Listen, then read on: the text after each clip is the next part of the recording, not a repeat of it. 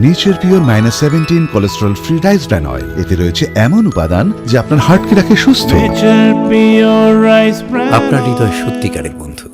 কালীগঞ্জে কংগ্রেসের দলীয় পতাকা ছেঁড়া ঘিরে উত্তেজনা, ঘটনাস্থলে নির্বাচন কমিশনের আধিকারিকরা। চোপড়া বিধানসভার কালীগঞ্জ এলাকায় কংগ্রেসের দলীয় পতাকা ও ফেস্টুন ছেঁড়াকে কেন্দ্র করে এলাকায় ব্যাপক উত্তেজনা ছড়িয়েছে।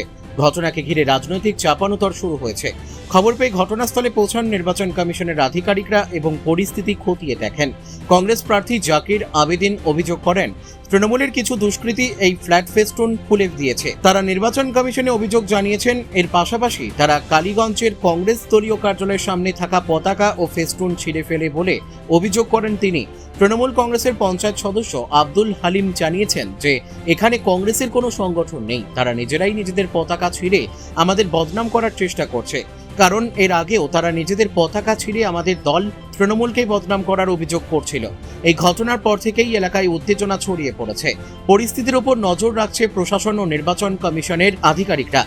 ঘটনাকে ঘিরে রাজনৈতিক মহলেও শুরু হয়েছে জোর চর্চা।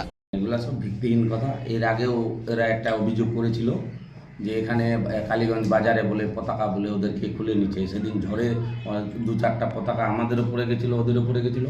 তারপরে ওরা জোর করে এখানকার যে দোকানদার ভাইয়েরা আছে তাদের দোকানের উপর ফ্ল্যাগ লাগাচ্ছিল। তো সেটা আমরা প্রশাসনকে জানিয়েছিলাম এবং যেখানে যে বিডিও অফিসের আমাদের ইলেকশনের টিম আছে, বিডিওএমও সাহেবকেও আমরা সেটা জানিয়েছিলাম। এর আগে আমরা কমপ্লেন করে রাখছি যে ওরা এইভাবে কালীগঞ্জ বাজারটাকে উত্তপ্ত করে একটা ঝামেলা সৃষ্টি করে। এখানে কংগ্রেস বলে কিছু নেই, 2-4টা গুন্ডা বাহিনীকে নিয়ে ঘুরে বেড়াচ্ছে। তাদের আশ্রয়ে এই সব জিনিস এরা কীর্তি নিজেই করে আমাদের উপর, দলের উপর আমাদের যাতে কি করে বদনাম করা যায়। কারণ এখানকার আমি কালীগঞ্জের আমি নিজেই মেম্বার, গ্রাম পঞ্চায়েতের সদস্য আমি। তো এখানে আমার উপর অভিযোগটা আঙুল তুলে কথা বলতেছে যে আমাদের আর খায় দায়ে কাজ নাই, যে আমরা এই পতাকা এদিকে ওদিকে তো আরও পতাকা আছে, ওখানে ফেস্টন লাগানো আছে। আপনারা দেখুন তো কোথায় ছিঁড়া আছে। আমি এখনই আপনাদের দেখাই দিতে পারবো। রাতের অন্ধকারে, রাত্রের বেলায় চুরি করে ওখানে দোকানদারের ভাইদের জবরদস্তি ছাদের উপরে লাগাইছে। আমরা পুলিশকে তার লাইভ ভিডিও কমপ্লেন ওগুলো আমাদের আগে থেকে দেওয়া আছে যে এরা এর পরেও সেটা করতে পারে। এরা অভিযোগ তো করবে। অভিযোগে দেখেন, অভিযোগ করাটা তো কোনো ব্যাপার না, অভিযোগ এরা করতেই পারে।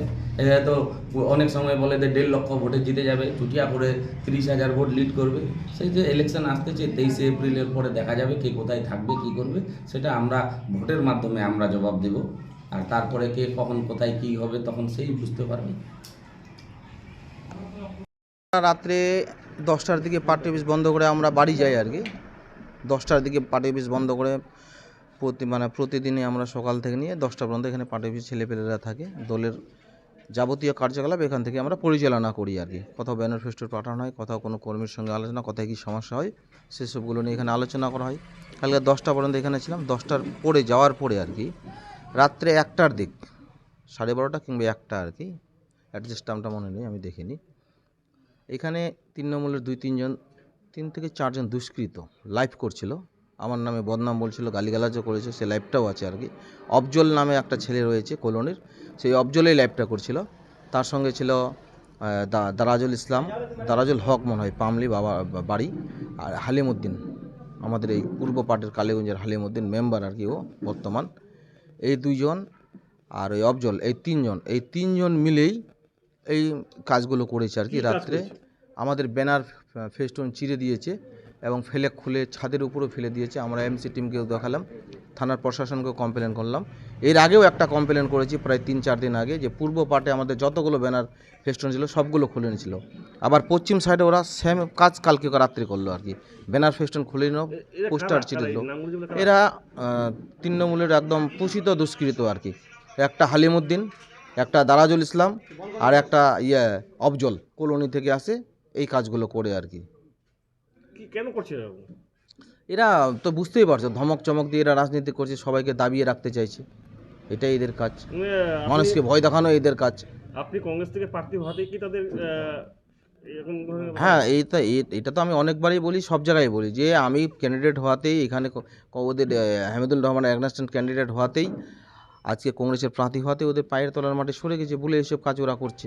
হামিদুল প্রকাশের সভামঞ্চে বলছিল যে চুটিয়াকর, যে আপনি চুটিয়াকরে আপনার বাড়ি, কালীগঞ্জের বাড়ি, ওনার বাড়ি হচ্ছে চুটিয়াকরি, একই পঞ্চায়েতের বাড়ি। তো এই চুটিয়াখালী পঞ্চায়েত যদি 2000 ভোট পেয়ে থাকেন তাহলে রাজনীতি ছেড়েবেন, সেই কারণে কি এই ধরনের ঘটনা হচ্ছে? শুন না, ওনার সঙ্গে ওনার চ্যালেঞ্জটা আমি নিয়েছি। ওনার চ্যালেঞ্জটা আমি ওকেও বলেছি, আমি যদি আমি 2000 ভোট না পাই চুটিয়াখালী তাহলে আমি রাজনীতি ছেড়ে দেবো। এই চ্যালেঞ্জ আর 2000 উপরে যদি আমি ভোট পাই উনি রাজনীতি ছাড়বেন কিনা সেটা আমি কিন্তু বারবার বলেছি। তো সম্ভবত ওর বিদায় সময় চলে এসে ওকে ছাড়তে বাধ্য করাবো এবং ও ছাড়বেই রাজনীতি। আর চুটিয়াখালী অঞ্চলে আমি জাতীয় কংগ্রেসের হয়ে লিড করব, এটা কথা দিচ্ছি আপনাদের। হচ্ছে এই ধরনের চ্যালেঞ্জ হওয়াতেই কি এই ধরনের ঘটনা ঘটছে? হ্যাঁ, হতে পারে, মেবি। না আর কি আছে, এরা প্রতিনিয়ত রাত্রে আসবে মদ খেয়ে। এরা 3-4 জন এদের টিম রয়েছে। ওই উদ্রালের একটা ব্রিজ রয়েছে, ওই ব্রিজে ওরা মদ খাবে আর রাত্রে এসে এখানে ফেসবুকে এসে ক্যান্ডিডেটকে গালিগালাজ, জাতীয় পার্টির কংগ্রেস কর্মীদের গালিগালাজ করে আবার এই ফ্ল্যাগ ফেস্টুন এরা চেরাচেরি করে। এদের এটাই কাজ। পুলিশকে জানিয়েছেন? হ্যাঁ, পুলিশকে লিখিত এর আগেও কমপ্লেন করেছি, আজকেও পুলিশকে এখন কমপ্লেন করবো এদের বাই নেমে। চোপড়া থেকে দেবব্রত চক্রবর্তীর রিপোর্ট, কুলিক নিউজ।